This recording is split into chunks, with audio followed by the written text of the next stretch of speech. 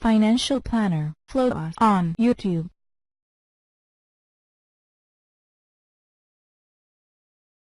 Let's get into the economic collapse, political and geopolitical news.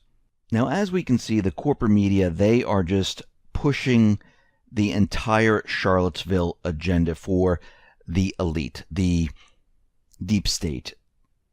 And what they are doing right now, which they've done in the past, and they'll continue to do, because they like when they're able to divide two sets of people or divide countries and have them fight against each other. I'll give you an example. North Korea, South Korea. You have two different countries. They don't want them working together, because if they start to work together and they start to work together economically, guess what happens? You lose the boogeyman. North Korea is no longer the boogeyman. They're working with South Korea, and there's nothing there. And if you look at all the different places around the world, what the elite like to do, they like to pit different nations against each other. And this is why one of the reasons they have regime change in certain areas, just like with Ukraine. They wanted that area, and now they can take Ukraine and they can put it against Russia, and they do this very, very well. This has been their tactic for a very long time. They also use this within countries, like the United States, for example, where they divide people. Well, you have Republican, you have Democrat, you have the left, you have the right, you have black, you have white. And what they like to do is they like to divide the people, and they like to have the people fight amongst themselves. This way, you can't see what they're doing. The focus is off of them. And this is what they've been doing here in the United States. And we've seen it in many different areas where they try to gin up something to try to get these type of wars within the country, and they try to expand them to different cities. And most of the time, it completely fails. It dies down. People look at the situation and say, you know something, why are we doing this? This makes no sense. But they still have those agent provocateurs that go out there and do this. And Charlottesville is one of them. This basically is the same divide and conquer technique. Now, they want this to spread across the country. Now, remember, they're losing out in the Middle East. They've lost Syria. I mean, that's just a known fact right now. North Korea, they're trying to push their agenda there. They're also trying to push it in Venezuela. But we can see that their plans, they're going down the tubes. It is not going to work. And what is happening right now is they're going to create as much chaos within the United States, throughout Europe, throughout the Middle East, in North Korea, Venezuela, wherever they possibly can, to divide everyone and have people fight against each other. This has been their plan from the beginning. And this is still their agenda. This is their last attempt. Now remember, they really don't give up. All they do is regroup and come up with a new plan, but their goal is always the same. And we've been tracking this for a very long time, and this is exactly what they've been doing. Now, what's very interesting is that there's a group called Disrupt J20, and the Department of Justice is demanding 1.3 million IP addresses of visitors to Antifa websites used to coordinate riots. Now, the warrant is very broad, and it looks like they want the hosting company, DreamHost, to hand over all this data, names, addresses, and stuff like that. And it's almost like going out there saying, listen, we have this warrant. We need half of America to hand over their information. The warrant needs to be a little bit more specific and a little bit more direct in what they're trying to do here. But what they're trying to do is they're trying to root out all these type of groups that have been involved in creating these type of riots within these protests. Now remember, when we look at all these different protests, they start out peacefully. They go through all the procedures, getting the permits and things like that, and then they bring in the agent provocateurs to disrupt, to make it look like, oh, it's a black and white thing. Oh, it's a left and right thing. Oh, it's a, white supremacist or Nazi type of thing. and they push this as hard as they possibly can. And this is what they've done in Charlottesville, where they've been trying to push this agenda as hard as they possibly can. But it looks like it's really not going anywhere. Yes, it looks fantastic on the corporate media. They're trying to involve Trump in this. Actually, Paul Craig Roberts was out there saying it looks like they're trying to do whatever they possibly can to link Trump into this, where Trump was out there saying, America first. And then, of course, they're taking America first and they're trying to switch it around, saying that white America comes first. So that has to do with Trump.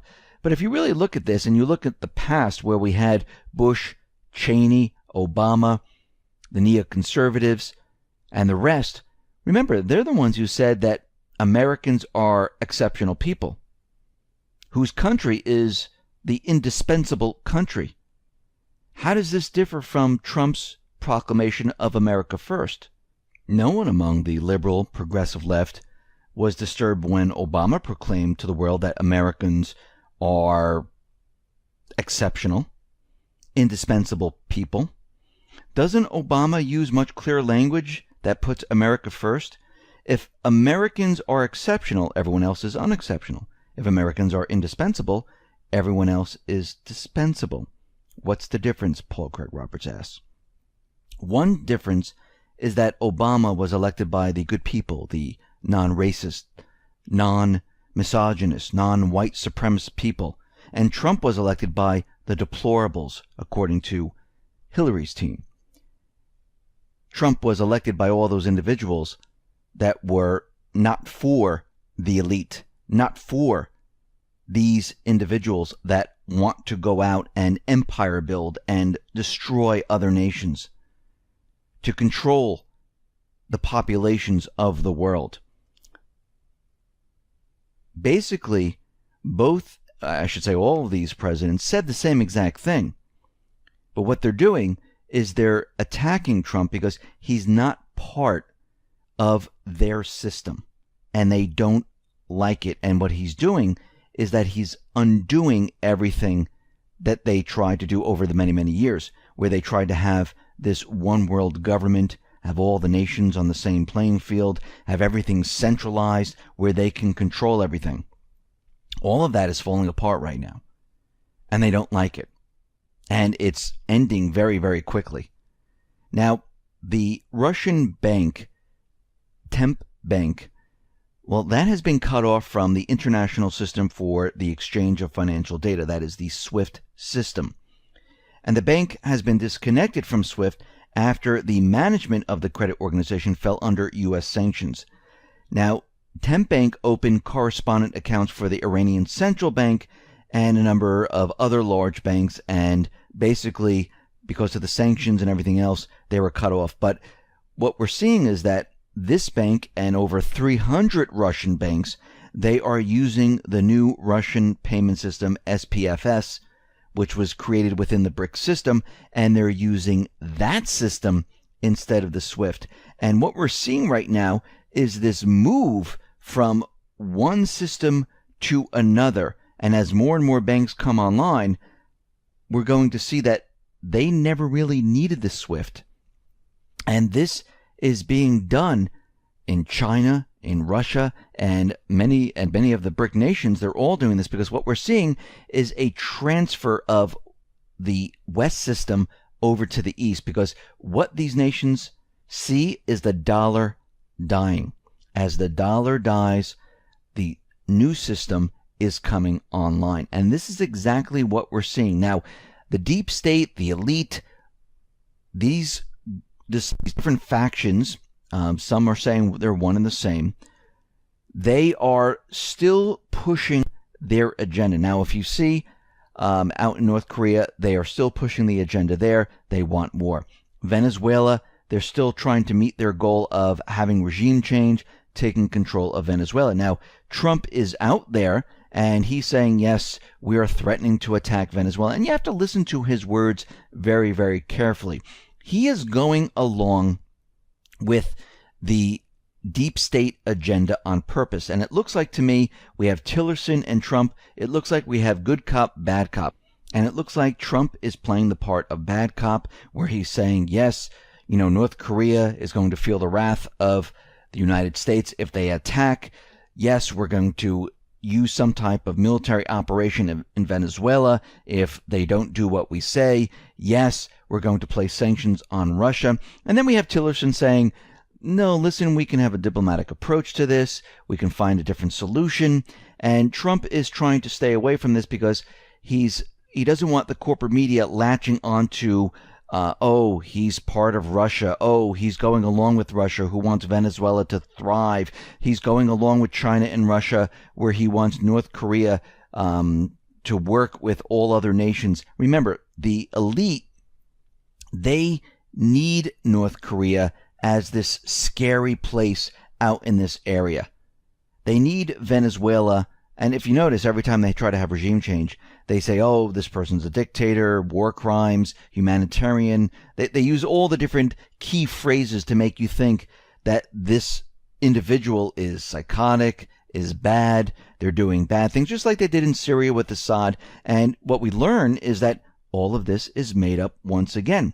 But what's very interesting in what Trump is doing right now with Tillerson, even though Nikki Haley's saying that we're going into Venezuela no matter what, Trump, when he says these things, he's really creating the illusion that this is what he wants. But what he's really doing is he's trying to find an alternative way of stopping the deep state. And if you really look at his actions, not what he writes on Twitter, you can see this is exactly what he does.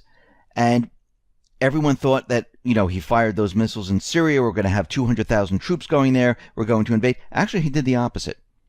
Same thing with North Korea. Nothing's been done. He's not mobilizing forces, bringing the aircraft carriers all to that point. None of that's happening. It's not happening at all. What he's actually doing is he's bringing the South American countries closer together. Because what we're seeing right now is that different countries like Colombia, like Peru, like Brazil, they are now backing Venezuela. So from what he is doing with Tillerson, going along with the deep state, he's getting these countries to unite and object to what the United States wants. And this strategy is a lot better than coming out and saying, yeah, we're not going to do this to Venezuela. Because if they have all the nations coming together saying, no, you're not going to do this to another nation, it's a much better way of saying to the deep state, absolutely not. It's the same thing out in Europe, the same thing out in Asia. If the countries can band together, they can force out the deep state. They can stop the deep state. Look what's happening with Russia, China, Iran. Banding together in Syria, what did they do to the deep state? They're able to work together and stop them. This is exactly what's going on. Moon Jae-in in South Korea saying, listen, you will not start a war. The only ones that declare war on North Korea is South Korea. And right now, we are not doing this. So basically, there is going to be no war. We already see that Kim Jong-un, guess what? He's not going to attack Guam. He's backing off on those plans. I mean, do you really think that was one of his plans? Where he was going to fire a missile and hit Guam or come even close to Guam? He knows what was going to happen there. But it didn't stop the Guam radio stations sending out an alert which scared the people in Guam. Now, what's very interesting about this in Guam is that it wasn't one radio station. It was KTWG and KSTO radio stations. Now, how did the employees working independently at two different radio stations manage to make the same mistake at almost the exact same time? Think about this for a second. This seems like this was planned. And we can see right now that war at this point, unless there's a false flag, unless the elite, the deep state, the neocons do something, Kim Jong-un, he's not going to do anything. Moon Jae-in he wants to work with North Korea. China and Russia, they're not going to be attacking. They're not building up troops. None of this is happening. This is one gigantic production put on by the elite, by the deep state, to make everyone think that we're this close to World War III, when we're so not. Now, they might try something where they try to drag us into World War III, but this leader is not going to do it. The Taliban in Afghanistan is now out there saying, well, we want the United States to leave Afghanistan. They want a complete withdrawal of U.S. forces because they're saying that the U.S. is provoking ongoing violence in the country.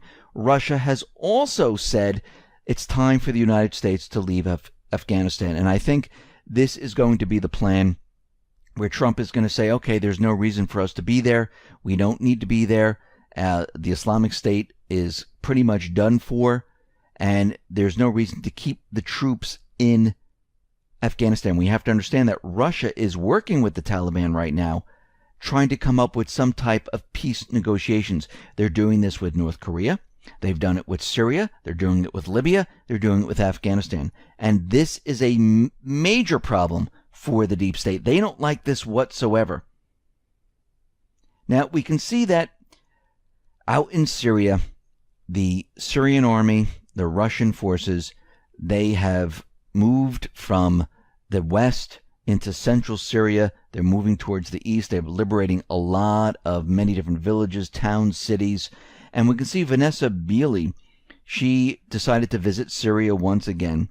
She's been talking to the people there. And it seems like it's the same exact message from all the people in Syria. All they want is to go home. They want to work. They want peace. And most of them are saying, listen, before all of this war and all the conflict within Syria, we lived a very peaceful, good life. And once all of this started, everything changed. Now, who started this? Again, it was the United States and the coalition forces. Basically, what they're saying there is that we had freedom before the crisis. These so-called freedom fighters brought nothing but suffering. They drove us from our homes. They brought nothing but weariness, loneliness, death, and poverty. And this is what the deep state, the elite, the neocons have done over the many, many years. They haven't made it better in all these countries. They destroyed the countries. They stole their natural resources.